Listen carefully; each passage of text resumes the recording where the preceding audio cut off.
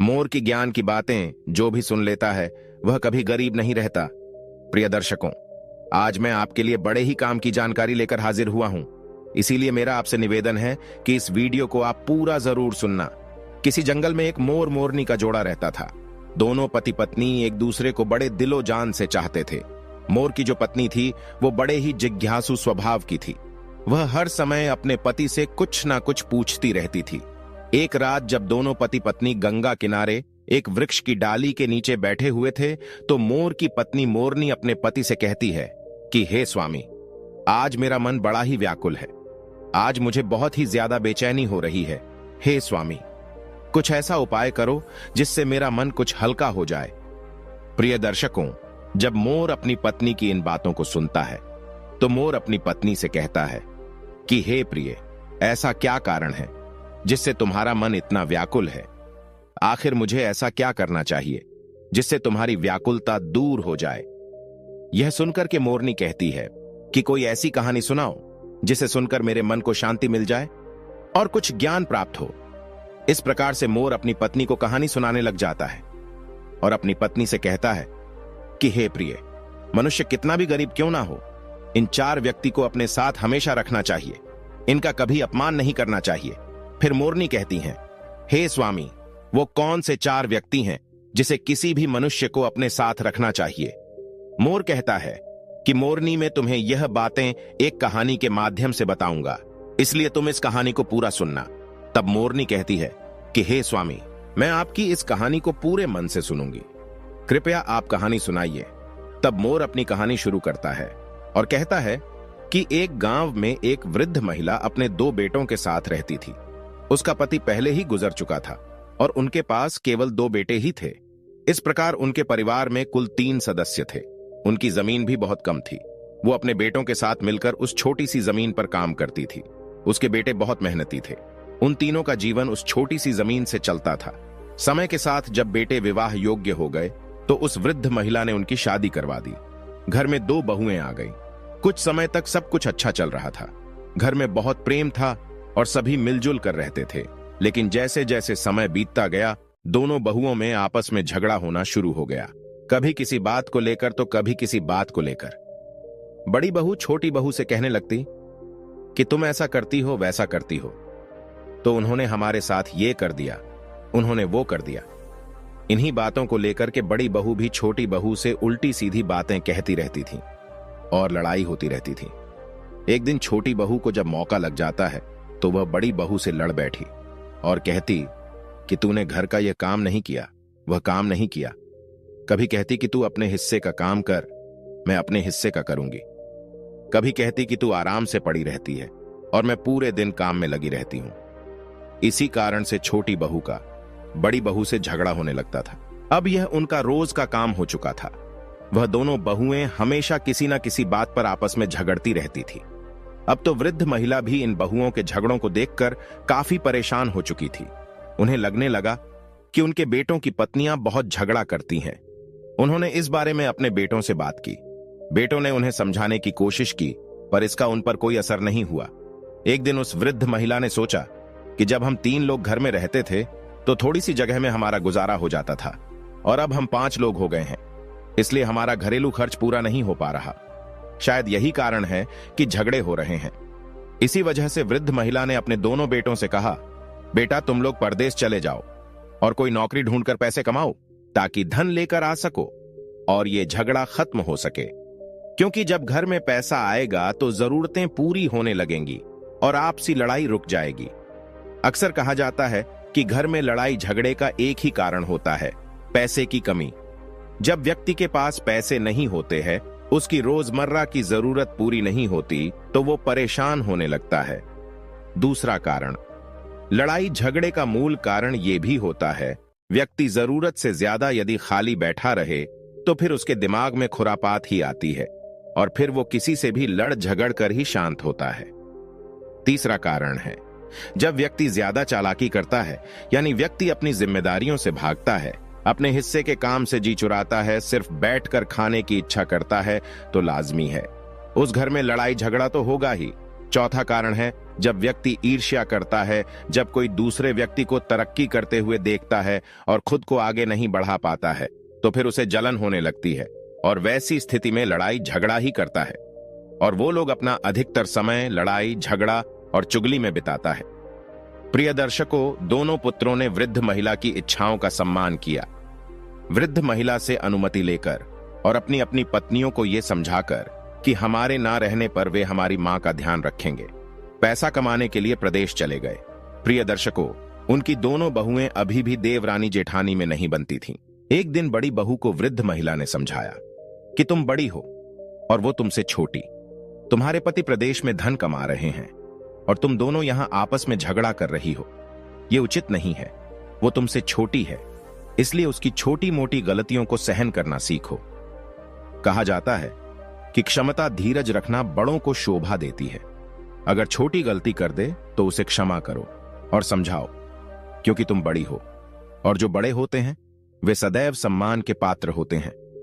अपनी सास यानी वृद्ध महिला की बात सुनकर बड़ी बहू क्रोध में चिल्लाती हैं और कहने लगी, आप छोटी बहू की वफादारी कर रही हो, आप मुझे समझाकर उसे लड़ने के लिए उसका और मनोबल बढ़ा रही हो। अगर ये बात वो सुन लेगी तो वो और ज्यादा लड़ेगी और ज्यादा उत्पाद करेगी और हमें भी फिर परेशान करेगी। इसका मतलब है कि आप उसे लड़ने का मौका दे रही है, उसे कुछ भी नहीं कहती। वृद्ध महिला ने कहा, तुम इतना गुस्सा क्यों हो रही हो? क्योंकि पहले बड़े को ही समझना चाहिए, उसके बाद छोटे को समझाना चाहिए। मैं तुमको समझा रही हूं, फिर छोटी को भी समझाऊंगी। प्रिय दर्शकों, वृद्ध महिला की बात सुनकर बड़ी बहू ने थोड़ा बहुत काम किया और गुस्से में चली गई। इधर अगले दिन फिर लड़ाई होती है तो छोटी बहू के पास जाकर बुढ़िया समझाती है और कहती है, देख बहू, वो तुझसे बड़ी है और तू छोटी है, फिर ऐसे क्यों झगड़ती हो? घर में बार बार क्यों लड़ाई करती है? तेरा पति यानी मेरा बेटा तो घर पर नहीं है, वो प्रदेश में पैसे कमाने गया है और तुम यहां झगड़ा कर रहे हो। ये ठीक नहीं है। मोहल्ले और पड़ोसियों के लोग देखकर हम पर हंसते हैं, इसलिए घर में शांति से और प्यार से रहो। जब घर में प्रेम होता है तो धन और समृद्धि अपने आप आती है। छोटी बहू ने सोचा कि ये वृद्ध महिला बड़ी बहू का पक्ष ले रही है। छोटी बहू कहने लगी, अरे बुढ़िया, तुम ज्यादा हमें समझाने की कोशिश मत करो और नहीं तो मैं तुम्हारा भी अपमान कर बैठूंगी। मैं जानती हूं तू अपनी बड़ी बहू को बहुत चाहती हो और मुझे फूटी आंख से भी नहीं देखती। प्रिय दर्शकों, छोटी बहू को समझा समझाकर वृद्ध महिला भी चली गई और विचार करती है कि इन दोनों की बुद्धि खराब है, ये मानेगी नहीं। इन्हें समझाओ तो यह उल्टा मुझसे ही सवाल करती है, मुझसे लड़ने की बात करती है। फिर वृद्ध महिला ने विचार किया, इससे तो अच्छा यही है कि अपनी इज्जत यदि बचानी है तो इन्हें समझाना बंद करना होगा। कहते हैं, जहां पर अपनी बात की कोई अहमियत ना हो वहां बोलने से अच्छा है चुप रहना चाहिए। यदि आप वहां बोलने जाएंगे तो आप उनके दुश्मन बन जाएंगे। वृद्ध महिला सोचने लगी कि मेरी बात किसी को पसंद नहीं आ रही है, उल्टा ये दोनों मुझ पर हावी हो जाती है। अगर किसी दिन हाथ उठा दिया, यदि ये दोनों कभी मुझे मारने लगी तो मैं अपना मुंह दिखाने लायक नहीं रहूंगी, इसलिए उन्हें समझाना मेरे लिए मुश्किल है। प्रिय दर्शकों, अब वो दोनों बहुएं अपनी सास यानी बुढ़िया से बहुत घृणा करने लगती है। कोई भी उनसे खाने के बारे में नहीं पूछती। बुढ़िया को खुद ही रसोई में जाकर खाना लेना पड़ता है। वो बुढ़िया से इतनी नफरत करने लगी कि दोनों बहुएं बुढ़िया को अपने घर में रखना नहीं चाहती थी। वो सोचती थी कि काश ये बुढ़िया घर से भाग जाए या मर जाए, लेकिन उन्हें ऐसा कोई बहाना नहीं मिल पा रहा था जिससे वो बुढ़िया को घर से बाहर निकाल सके। प्रिय दर्शकों, अगला दिन होता है तो उन्होंने अपनी लड़ाई फिर शुरू कर दी। तब वृद्ध महिला ने एक कट्टा उठाया और घास काटने के लिए जंगल में चली गई, क्योंकि कहते हैं व्यर्थ की लड़ाई झगड़ा अपने कानों से सुनना भी नहीं चाहिए। अगर आप खड़े होकर वो लड़ाई सुनेंगे तो हो सकता है कि आपको बोलना भी पड़ जाए। इसीलिए सबसे अच्छा तरीका है वहां से निकल जाओ। वृद्ध महिला घास काटने के लिए जंगल में चली गई और शाम को लौट कर आई। तब तक उन दोनों की लड़ाई खत्म हो चुकी थी। इसी तरह से जब अगला दिन होता है, उनकी लड़ाई शुरू हो जाती है तो बुढ़िया अपना कट्टा उठाती है और घास काटने के लिए जंगल की ओर निकल जाती है। जब वो वृद्ध महिला जंगल में घास काट रही थी, तभी उसके पास एक विशाल सर्प वहां आ गया। विशाल सर्प को देखकर वृद्ध महिला भय से कांपने लगी। उसे लगा कि आज उसकी जान नहीं बचेगी और सर्प उसे निश्चित रूप से खा जाएगा। भय से कांपती वृद्ध महिला को देखकर सांप ने मनुष्य की भाषा में बोलना शुरू किया। और कहा, माता, तुम डरो मत, तुम्हें कोई हानि नहीं पहुंचाऊंगा। मैं यहां तुमसे अपना दुख साझा करने आया हूं, क्योंकि मैं बहुत परेशान और दुखी हूं।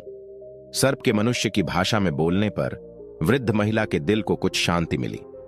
उसने एक गहरी सांस ली और सोचा कि सर्प मनुष्य की आवाज में बोल रहा है।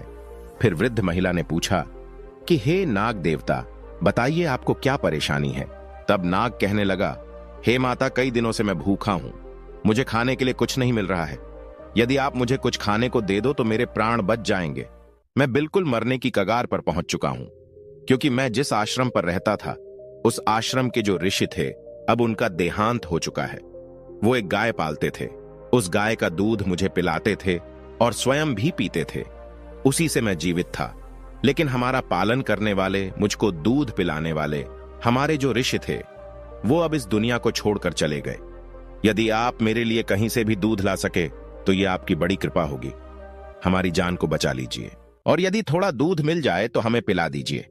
प्रिय दर्शकों, जब वृद्ध महिला ने यह सुना तो नाग के दुख को सुनकर बुढ़िया की आंखों में आंसू आ गए और उसने कहा, हे नाग देवता, आप चिंता ना करें, आज मैं आपको दूध अवश्य पिलाऊंगी।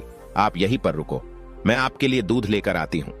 वो बुढ़िया नाग देवता से बात करने के बाद घर लौट गई। जैसा कि रोज होता है, दो बहुएं देवरानी और जेठानी तैयार होकर आपस में झगड़ने लगी। इस बीच बुढ़िया सोचने लगी कि किसके घर से दूध लेकर जाऊं। अगर वो बड़ी वाली के घर से दूध ले जाती है और उसे पता चल जाएगा तो वो उससे झगड़ने लगेंगी, और अगर छोटी वाली के घर से दूध ले जाती है और उसे पता चल जाता है तो वो भी उससे झगड़ने लगेंगी। आखिरकार उसने सोचा कि वो एक दिन बड़ी वाली के घर से और दूसरे दिन छोटी वाली के घर से दूध लेकर जाएगी, इसलिए उन्हें पता भी नहीं चलेगा और मैं नाग देवता को दूध पिला दिया करूंगी। प्रिय दर्शकों, वृद्ध महिला ने वैसा ही किया। बड़ी वाली के घर से उसने थोड़ा सा दूध लिया और दूध को लेकर कट्टे में छुपाकर घास लेने के लिए जंगल में चली गई। तब तक वो नाग देवता भी वहां आ जाते हैं और कहते हैं, हे माता, मेरे लिए कुछ दूध लेकर आई हो। फिर बुढ़िया कहती हैं, हाँ नाग देवता, मैं आपके लिए दूध लेकर के आई हूं। उस बुढ़िया ने तुरंत वो दूध नाग देवता के आगे रख दिया। जब नाग देवता ने दूध पी लिया तब उसे शांति मिली। तब नाग देवता कहने लगे, हे माता, आपने आज हमारी जान बचा ली। आपने मेरे ऊपर बहुत बड़ा उपकार किया है। मैं आपकी मदद को जीवन भर नहीं भूलूंगा। बुढ़िया ने कहा, हे नाग देवता, मैं आपसे एक और प्रश्न करना चाहती हूं। उस समय में डर के कारण आपसे पूछ नहीं पाई थी, लेकिन अब भी मैं पूछना चाहती हूं कि आप एक सर्प होते हुए भी मनुष्य की भांति कैसे बोल पा रहे हैं? क्या आप वास्तव में नाग देवता है या कोई और है? तब नाग देवता ने उत्तर दिया, हे माता, मैं एक श्राप के कारण नाग बन गया हूं। मैं एक राजा के घर नाग रूप में जन्मा था और मेरे पिता ने मुझे नाग समझकर जंगल में छोड़ दिया था। मेरा श्राप केवल 25 वर्षों का है। मेरी मुक्ति अब ज्यादा दूर नहीं है। 1 वर्ष के बाद मुझे मेरा मनुष्य शरीर वापस मिल जाएगा। मैं उस समय का बेसब्री से इंतजार कर रहा हूं। नाग देवता ने अपनी कहानी वृद्ध महिला से कही। वृद्ध महिला को उसकी व्यथा सुनकर उस पर प्यार आ गया। फिर वो रोजाना अपनी बहू के घर से दूध छुपते छुपाते लाने लगी और नाग देवता को पिलाने लगी।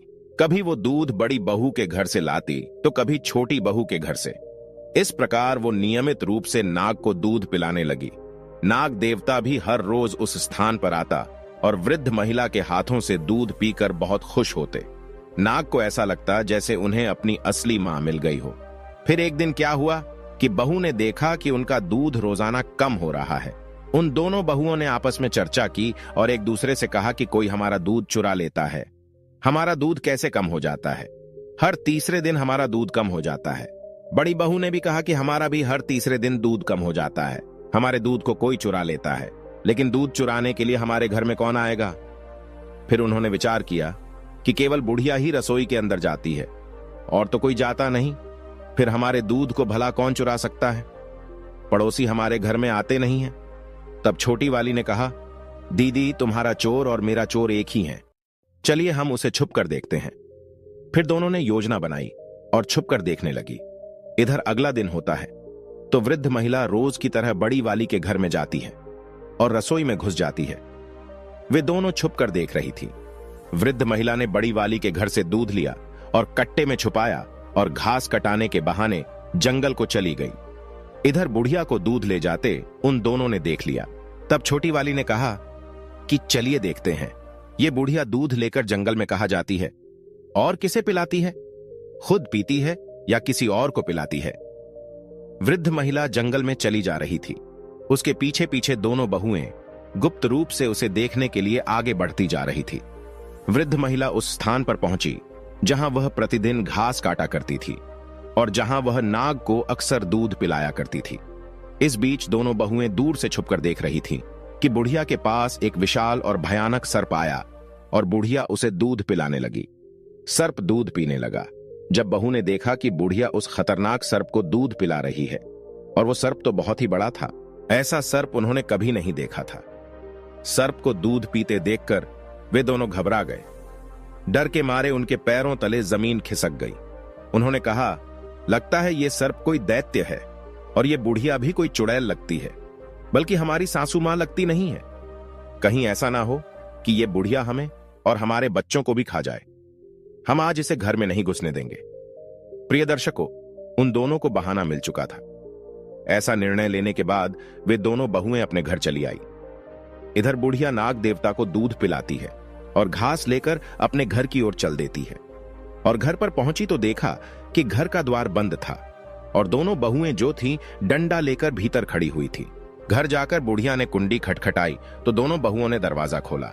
बुढ़िया ने देखा कि दोनों बहुएं अपनी साड़ी का पल्ला अपनी कमर में बांधे खड़ी है और हाथ में डंडा पकड़ रखा है। बुढ़िया ने देखा कि ये क्या मंजर है, इन दोनों का ये कैसा रूप है, ये हाथ में लाठी क्यों पकड़े हुए हैं। इस पर बुढ़िया ने पूछा कि तुम दोनों ऐसे क्यों खड़ी हो।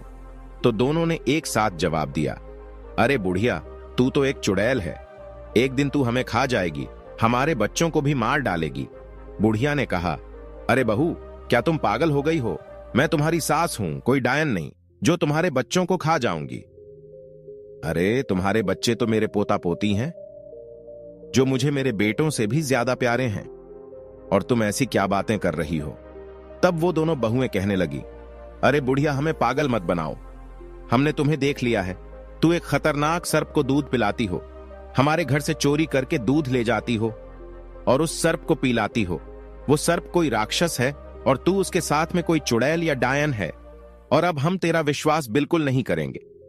आज के बाद तुम्हारे लिए इस घर में कोई जगह नहीं है, तुम्हें इस घर में हम घुसने नहीं देंगे, और ज्यादा जबरदस्ती की तो यहां से फिर जिंदा बचकर नहीं जाओगी। इसलिए अच्छाई इसी में है कि तू यहां से सीधे वापस चली जा। आज से तेरा हमसे कोई संबंध नहीं। प्रिय दर्शकों, बुढ़िया ने दोनों बहुओं को बहुत समझाया। फिर बुढ़िया कहने लगी, तुम लोग जो सोच रही हो ऐसा कुछ भी नहीं है, ये मेरा घर है और हमें अंदर आने दो। प्रिय दर्शकों, अब परिणाम यह हुआ कि दोनों बहुओं ने उस बुढ़िया को घर में घुसने ही नहीं दिया। बुढ़िया ने जबरदस्ती की तो एक डंडा बुढ़िया को मार दिया और उसे धक्के मारकर घर से बाहर निकाल दिया। रात का समय था और अंधेरा हो चुका था। बुढ़िया अपनी बहू से रोते हुए कहने लगी, मैं इस रात में कहां जाऊंगी। उसकी बहू ने उत्तर दिया, हमें तुमसे कोई सरोकार नहीं है, चाहे तुम कहीं भी जाकर मरो। और इसके बाद उन्होंने घर का दरवाजा बंद कर दिया। बुढ़िया वहीं पर रोती रही। फिर उसने सोचा, रोने से अब क्या लाभ होगा, वह दोनों दरवाजा नहीं खोलेंगी। उसने तय किया कि उसे कहीं और शरण ढूंढनी चाहिए। इसलिए वो रात में ही उस स्थान पर गई जहां वो आमतौर पर घास काटा करती थी और उस नाग देवता का इंतजार करने लगी जिसे वो दूध पिलाया करती थी। हालांकि रात को नाग देवता नहीं आए, क्योंकि उनका आना दिन के समय ही होता था। वहां एक विशाल बरगद का पेड़ था जिसके पास वो बूढ़िया लेट गई। रात भर वो बरगद के पेड़ के पास बैठी रही और सुबह का इंतजार करती रही। जैसे ही सूरज उगा, वो नाग देवता वहां पहुंच गया। जब नाग देवता वहां आए, उस समय वो बूढ़ी औरत नहीं दिखाई दी। वो कभी इधर उधर देखता रहा, लेकिन जल्द ही उसकी नजर पड़ी कि बरगद के पेड़ के पास वहां वो बुढ़िया रो रही है। नाग तुरंत वहां पहुंचा और पूछा, हे माता, आपको क्या हुआ है? आप क्यों परेशान हो? आप क्यों रो रही हो? बूढ़ी औरत रोते हुए बोली, हे नाग देवता, मेरी बहू ने मुझे घर से निकाल दिया है। मैं तुम्हारे लिए दूध लाया करती थी। वो दूध में अपनी बहू से छुपा कर लाती थी, लेकिन उन्होंने देख लिया आपको दूध पिलाते हुए, और वो कहती है कि मैं चुड़ैल हूं। वे सोचती है कि मैं उनके बच्चों को और उन्हें मार कर खा जाऊंगी। इसीलिए उन्होंने हमको घर में नहीं घुसने दिया, मुझे घर से बेघर कर दिया। हमारे बच्चे घर पर नहीं है, दोनों बेटे परदेश में नौकरी करने गए हैं। अब मैं क्या करूं, कहां जाऊं? प्रिय दर्शकों, नाग देवता को बुढ़िया ने सारी बात बताई। तब नाग कहते हैं, हे माता, आप घबराओ नहीं और मुझे ही अपना बेटा समझो। आज से मैं आपका बेटा हूं। नाग की बात सुनकर बुढ़िया बड़ी प्रसन्न हो जाती है। फिर नाग कहता है, आप घबराइए नहीं, आप हमारे साथ आइए। प्रिय दर्शकों, इसके पश्चात वो नाग देवता बुढ़िया माता को साथ लेकर घने वन में जाता है। आगे आगे नाग देवता चलते हैं और उसके पीछे वृद्ध माता। वे एक विकराल जंगल में पहुंचते हैं, जहां नाग देवता बुढ़िया माता को लेकर आते हैं, जहां वो आश्रम में दूध पीने जाता था। नाग बुढ़िया को उस आश्रम तक ले आता है। बुढ़िया पूछती है, बेटा ये आश्रम किसका है? ये तो बहुत ही मनोरम है। तब नाग कहता है कि ये आश्रम एक ऋषि महात्मा का था, जो अब परमात्मा को प्यारे हो गए हैं। उनका देहांत हो गया है। मैं यहां पर ही रहता था और इसी आश्रम में मुझे उस ऋषि ने गाय का दूध पिलाया था। गाय भी यही कहीं आसपास होगी। वो बेचारी भटक रही होगी। अगर वो हमें देख लेगी तो निश्चित ही यहां आ जाएगी। कुछ समय पश्चात वो गाय भी वहां आ जाती है। गाय के थन दूध से भरे हुए थे। तब नाग देवता कहते हैं, हे माता, इस गाय का दूध निकालिए और आप भी पी लीजिए, हमें भी पिलाइए। प्रिय दर्शकों, बुढ़िया गाय का दूध निकालती है, उसके बाद उस नाग को दूध पिलाती है और स्वयं पीती है। फिर नाग कहता है, हे माता, अब आप घबराइए नहीं, आप निश्चिंत होकर इस आश्रम पर रहे। ये गाय हमारे लिए दूध देगी और यहां ऋषि महात्मा की कृपा है। वो एक अपनी कृपा छोड़कर यहां से चले गए हैं। ऋषि महात्मा की कृपा से यहां अन्नपूर्णा का वास रहता है। यहां पर रहने वाले को किसी चीज की कोई कमी महसूस नहीं होती है। खाने पीने की हर चीज यहां उपलब्ध होती है। आप कुछ भी खाएं, कुछ भी बनाएं। प्रिय दर्शकों, ये सुनकर बुढ़िया और भी ज्यादा खुश हो जाती है और फिर अपने बेटे नाग के साथ में वो बुढ़िया वहीं आराम से रहने लगती है। नाग हर दिन घूमने निकल जाता था और शाम को वापस आ जाता था, जबकि बुढ़िया और गाय वहीं चैन से रहते थे। गाय भी हर रोज घास खाने जाया करती थी और शाम को वापस लौट आती थी। शाम के समय वे तीनों एक साथ बैठकर भोजन करते थे और आश्रम में प्यार से रहते थे। लेकिन एक दिन की बात है, नाग, जो हर दिन की तरह घूमने गया था, शाम को वापस नहीं आया। इससे बुढ़िया को बहुत चिंता होने लगी, क्योंकि वे तीनों साथ में भोजन किया करते थे। शाम को गाय तो आ गई, लेकिन नाग नहीं आया। बुढ़िया इंतजार करती रही कि उसका बेटा नाग इतना अंधेरा हो जाने के बावजूद भी वापस नहीं आया। प्रिय दर्शकों, बुढ़िया रात भर अपने बेटे नाग का इंतजार करती रही। उसने कुछ भी नहीं खाया, पूरी रात भूखी रही, लेकिन फिर भी वो नाग लौटकर नहीं आया। अगला दिन होता है तो स्वयं बुढ़िया नाग को ढूंढने के लिए जंगल की ओर चल देती है। बुढ़िया नाग को ढूंढते ढूंढते जंगल में निकल गई। जंगल में उसने देखा कि वही उसका बेटा नाग जमीन पर गिरा पड़ा था और वो नाग उस पेड़ की टहनियों में दबा हुआ था। नाग को टहनियों के नीचे दबा हुआ देखकर बुढ़िया व्याकुल हो जाती है और गाय की सहायता से टहनियों को हटाती है। प्रिय दर्शकों, वो नाग काफी घायल और जख्मी हो चुका थे। बुढ़िया पूछती है, बेटा ये सब कैसे हुआ? इस पर नाग अपनी पूरी कहानी बताता है। हे माता, मैं जब शाम को आश्रम लौट रहा था तो एक भयानक तूफान आ गया। तूफान के आने से मैं एक पेड़ पर चढ़ गया, लेकिन तूफान के झोंके से वो पेड़ गिर गया और मैं उसके नीचे दब गया। मैंने निकलने की बहुत कोशिश की पर सफल नहीं हो पाया। मैं सोचता रहा कि मेरी मां मेरा इंतजार कर रही होगी, पर मैं बाहर नहीं आ पाया। मुझे चोट भी लग गई। इसके बाद बुढ़िया कहती है, बेटा तुम घबराओ नहीं, आओ मैं तुम्हारी चोट का इलाज कर देती हूं। प्रिय दर्शकों, इस तरह से बुढ़िया अपने नाग को आश्रम ले जाती है और कुछ औषधि को पीस कर लाती है। फिर वो इन्हें मिलाकर एक लेप तैयार करती है और उस नाग के घायल शरीर पर लगा देती है। रोजाना इस लेप को लगाने से धीरे धीरे उसके घाव भरने लगते हैं। इस लेप को लगाते हुए बुढ़िया ने उसे पूरी तरह से ठीक कर दिया। 1 साल बीत जाने के बाद वो नाग का रूप छोड़कर फिर एक मनुष्य के रूप में आ जाता है। अब वो बेहद ही सुंदर राजकुमार बन जाता है। उन्हें एक सुंदर और रूपवान राजकुमार के रूप में देखकर बुढ़िया बहुत खुश होती है और बार बार उन्हें प्यार से छूती है। बुढ़िया माता की खुशी का ठिकाना नहीं रहा। फिर वो कुछ दिनों तक उस आश्रम में रहते हैं। इसके बाद एक दिन बुढ़िया कहती है, बेटा अब हमें तुम्हारे पिता के पास ले जाना चाहिए। फिर बुढ़िया ने पूछा कि तुम कहां के रहने वाले हो? तुम्हारे पिता कैसे हैं? तुमने कहा था कि तुम एक राजा के बेटे हो। चलो देखते हैं कि तुम्हारे पिता कैसे हैं। और तुम्हारी मां कैसी है? प्रिय दर्शकों, तब नाग से बना हुआ राजकुमार कहने लगा, नहीं, मैं बाहर नहीं जाऊंगा। उस पिता को देखकर क्या करूंगा जिस पिता ने हमें जंगल में फेंक दिया था। तब बुढ़िया ने समझाया, हे बेटा, उस समय तुम एक नाग रूप में थे। उस समय तुम्हारे पिता ने डर से तुम्हें छोड़ दिया होगा, लेकिन अब तुम एक मनुष्य के रूप में हो तो तुम्हें देखकर तुम्हारे माता पिता बड़े खुश हो जाएंगे। इसलिए बेटा तुम वहां चलो, इसी बहाने से मैं भी तुम्हारे माता पिता से मिल लूंगी। प्रिय दर्शकों, नाग जो राजकुमार था वो बुढ़िया माता को लेकर अपने राजमहल को चल देते हैं। चलते चलते जब वो अपने राज्य में पहुंचते हैं तो वहां के लोग उन्हें देखकर उस पर मोहित हो जाते हैं। सब लोग सोचने लगते हैं, काश ये खूबसूरत राजकुमार हमारा होता, कितना भला होता। वे दोनों उस शहर में प्रवेश करते हैं और वहां के चौकीदार से मिलकर पूछते हैं, राजा से मिलना है। चौकीदार उन्हें राजा के मंत्री के पास ले जाते हैं। मंत्री के पास पहुंचकर बुढ़िया माता और राजकुमार ने राजा से मिलने की इच्छा जताई। उन्होंने कहा, मंत्री जी, हम यहाँ के राजा और रानी से मिलना चाहते हैं, वो कहाँ हैं? इस पर मंत्री ने उत्तर दिया, बेटा, हमारे राजा और रानी इस समय मिलने के योग्य नहीं हैं। उनकी स्थिति बहुत खराब है। राजा स्वयं अपने राज्य की देखभाल नहीं कर पा रहे हैं। यहां का सिंहासन खाली पड़ा है। तब राजकुमार ने जिद की और बुढ़िया ने भी कहा कि नहीं मंत्री, कोशिश करिए कि हम उनसे मिल सके। हमारा उनसे मिलना बहुत जरूरी है। तब मंत्री कहता है कि राजा साहब बहुत बीमार है। यह बात 25 साल पुरानी है। रानी ने एक सर्प को जन्म दिया था। राजा साहब ने जब सर्प को देखा तो वो बड़े भयभीत भी हुए। उन्हें बड़ा बुरा लगा। रानी के लिए तो वो सर्प भी प्यारा था, क्योंकि मां के लिए उसका बच्चा कैसा भी हो उसके लिए प्रिय होता है। लेकिन राजा ने सोचा कि ये बात सुनकर लोग क्या कहेंगे। राजा के घर में पुत्र की जगह एक सर्प पैदा हुआ है तो सभी प्रजा हमसे घृणा करेगी। इसीलिए राजा ने उस सर्प को जंगल में फेंक दिया और तब से राजा रानी जो है उनका शरीर सूख कर काटा हो गया है और राज सिंहासन को उन्होंने छोड़ दिया है। कभी सिंहासन पर विराजमान नहीं होते और अपने महल में राजा रानी बुरी तरीके से मायूस अवस्था में पड़े रहते हैं। जब उस राजकुमार ने यह सुना तो उसने मंत्री से अनुरोध किया कि अगर वो उनसे मिलवा दे तो बहुत कृपा होगी।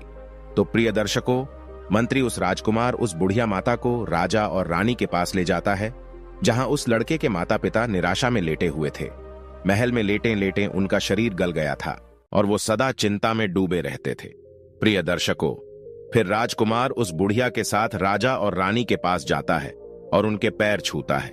जब राजकुमार अपने माता पिता के पैरों को छूता है तो राजा और रानी में एक संवेदना की लहर दौड़ जाती है कि वे दोनों उठ कर के बैठ जाते हैं और कहते हैं कि बेटा तुम कौन हो, कहां से आए हो? तुमने हमारे पैर छुए हैं। तुम्हारे पैर छूते ही ऐसा लगता है कि हमारे अंदर कोई शक्ति आ गई है। तुम कौन हो बेटा? अपना परिचय दो। प्रिय दर्शकों, तब वह बेटा अपनी सारी कहानी सुनाता है और कहता है कि पिताजी, मैं आपका बेटा हूं। और रानी से कहता है कि माता, मैं तुम्हारा पुत्र हूं। मैंने तुम्हारे गर्भ से जन्म लिया था। मैं नाग रूप में था। मुझे ऋषि का श्राप लगा हुआ था, इसीलिए मैं नाग बना। लेकिन आप लोगों ने मुझे जंगल में फेंक दिया। 25 साल का श्राप था। 25 साल पूरे हो गए और आज हम पुनः मनुष्य स्वरूप में आ गए हैं। मां, अब क्या आप मुझे अपने हृदय से नहीं लगाओगी? प्रिय दर्शकों, क्या हुआ? इतने शब्द सुनने के बाद में वो मां भाग करके अपने बेटे को हृदय से लगा लेती है और उस राजा के लिए खुशी का ठिकाना नहीं रहा। राजा रानी ने अपने बेटे को गले से लगा लिया, बार बार पुचकारियां देने लगी। प्रिय दर्शकों, उन राजा रानी को ऐसा लगता था मानो उनके अंदर एक शक्ति आ गई हो। प्रिय दर्शकों, इतनी कहानी सुनाने के पश्चात राजा और रानी कहते हैं कि इंसान को कभी भी ये 4 चीज नहीं छोड़नी चाहिए। पहला बच्चा, दूसरा बुजुर्ग, तीसरा पागल और चौथा मेहमान। इन्हें कभी भी अपने घर से नहीं निकालना चाहिए। फिर उसके बाद राजा ने सभी प्रजा को संबोधित कर दिया कि हमारा बेटा आ गया है। प्रजा भी बहुत खुश हुई। राजा ने सभी को यह सूचना दे दी कि कल राजकुमार अब से राजगद्दी पर बैठेगा। अगले दिन राजा ने उसका राज्य अभिषेक किया। उसी दौरान वो बुढ़िया थोड़ी उदास हो जाती है, सोचने लगती है, अब मैं कहां जाऊं? प्रिय दर्शकों, तब राजा कहते हैं, हे माता, आज से तुम यहां की राजमाता कहलाओगी। अब बुढ़िया बहुत ही प्रसन्न होती है। जब वो बूढ़ी मां के दोनों बेटे घर लौटे और उन्होंने अपनी मां को घर में ना पाया तो उन्होंने अपनी पत्नियों से पूछा कि हमारी मां कहां गई है। उनकी पत्नियों ने उत्तर दिया कि तुम्हारी माँ एक चुड़ैल और डायन थी, इसीलिए मैंने उन्हें मारकर भगा दिया। वो हर दिन जंगल में जाकर सर्प को दूध पिलाया करती थी। अपनी पत्नियों की इस बात को सुनकर बूढ़ी माँ के दोनों बेटे क्रोध से भर उठे और अपनी पत्नियों को डांटते फटकारते हुए उन्हें घर से निकालने लगे। वो बोले, तुम्हें शर्म नहीं आती? हमारी माँ को चुड़ैल और डायन कह रही हो। हमारी माँ कहाँ है? जल्दी बताओ, नहीं तो तुम्हें छोड़ेंगे नहीं। लेकिन उन बहुओं को असल में नहीं पता था कि बूढ़ी माँ इस समय कहाँ है। अब तो उनके पति रोजाना उन्हें डांटते फटकारते थे, उन्हें मारते पीटते थे। धीरे धीरे उनकी हालत खराब हो गई, क्योंकि ना तो उन्हें चैन से भोजन मिल रहा था, ना कोई सम्मान। उनके ही बच्चे उनसे नफरत करने लगे थे। सब लोग उन्हें घृणा की नजर से देखने लगे थे, क्योंकि कहते हैं ना कि जो अपने बड़े बूढ़ों का अनादर करता है, अपमान करता है, तो उसका भी अपमान समाज करता है। उनके बच्चे भी उनका सम्मान नहीं करते। इधर दोनों बेटों को यह पता चल जाता है कि उसकी माँ जो है वह एक राज्य की राजमाता है, तो फिर दोनों बेटे बड़े खुश होते हैं और सोचते हैं कि हमारी माँ बड़ी दयालु स्वभाव की थी, रोज भगवान की पूजा पाठ करती थी, भगवान की भक्ति करती थी। इस प्रकार भगवान ने उन्हें कितना उच्च पद प्रदान किया है। बेटों को यह सुनकर बहुत आनंद आता है और इसके बाद वे राज दरबार में जाते हैं। राजा की सहायता से अपनी वृद्ध माता राजमाता से मिलते हैं और उनसे कहते हैं, हे मां, अब आप घर चलिए, हम आपको लेने आए हैं। तब वो वृद्ध मां कहती है, मेरे बेटे, मैं यहां रहकर खुश हूं। यहां हमारे पास एक और बेटा है। तुम बिना किसी चिंता के जाओ, मेरा आशीर्वाद तुम्हारे साथ है। अपनी पत्नी और बच्चों के साथ सुखपूर्वक जीवन व्यतीत करो। इस प्रकार अपनी मां का आशीर्वाद प्राप्त कर दोनों भाई घर लौट आते हैं। वृद्ध मां का बेटा और पोता तो अपने जीवन में खुश थे, लेकिन उनकी बहुएं दुखी थीं। भगवान उन्हें अपने कर्मों का फल दे रहे थे। इतना कहकर मोर इस कहानी को समाप्त करता है। प्रिय दर्शकों, जीवन में एक बात हमेशा ध्यान रखना कि अपने माता पिता, घर के बड़े बुजुर्गों के साथ दुर्व्यवहार कभी ना करें। अपने माँ बाप को घर से कभी मत निकालना, उनकी सेवा करें। जो लोग अपने माता पिता की सेवा नहीं करते, भगवान उन्हें अवश्य दंडित करते हैं। प्रिय दर्शकों, हमारी आज की कहानी, आज का वीडियो यहां समाप्त होता है। हम उम्मीद करते हैं कि आपको यह कहानी पसंद आई होगी और आप इससे ढेर सारी प्रेरणा लेंगे। मिलते हैं अगली ज्ञान चर्चा के साथ अगली वीडियो में। तब तक के लिए नमस्कार, धन्यवाद।